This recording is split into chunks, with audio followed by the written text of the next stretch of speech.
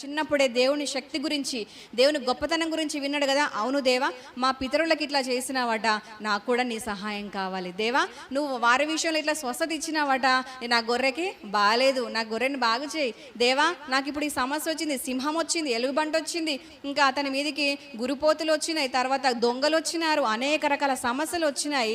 అలాంటి సమస్యలు వచ్చినప్పుడల్లా దేవా, మా పితరులకు సహాయం చేసినావు కదా, నాకు చేయవా అని ఇలాగా ఎంతో మంచి మనసుతో, చిన్న బిడ్డల మనసు కలిగి అతను దావీదు దేవునితో ప్రార్థన చేస్తూ మాట్లాడుతూ నడుస్తూ అలాగా అతను విన్నదాన్ని ప్రాక్టీస్ చేయడం మొదలుపెట్టినాడు. మనము విశ్వాసం కొరకు ప్రకటిస్తున్న, మనము విశ్వాసం కొరకు వింటున్న మనం ఏం చేయాలంటే ప్రాక్టీస్ చేయాలి. అనారోగ్యం వచ్చినప్పుడు, సమస్య వచ్చినప్పుడు, పోరాటం వచ్చినప్పుడు, యుద్ధం ఎదురైనప్పుడు ఏం చేయాలంటే విశ్వాసం ప్రాక్టీస్ చేయాలి. అవును ప్రభ, నేను విన్నా కదా, వారి విషయంలో సహాయం చేసినావు, ఇప్పటిదాకా నా జీవితంలో కూడా ఎన్నోసార్లు అనారోగ్యం నుంచి విడిపించలేదా, సమస్యల్లో పోరాటాలు విడిపించలేదా, అప్పుడు చేసినావు కదా, ఇప్పుడు కూడా చేయడానికి నువ్వు సమర్థుడవు అని చెప్పేసి అలాగ మనం కూడా ప్రాక్టీస్ చేయాలి. దావీదు కూడా దేవుని గురించి అలాగ ప్రాక్టీస్ చేసి చేసి ఇక దేవునితో పూర్తిగా కనెక్ట్ అయినాడు. ఎందుకంటే మన దేవుడు పిలిచితే పలికే దేవుడు.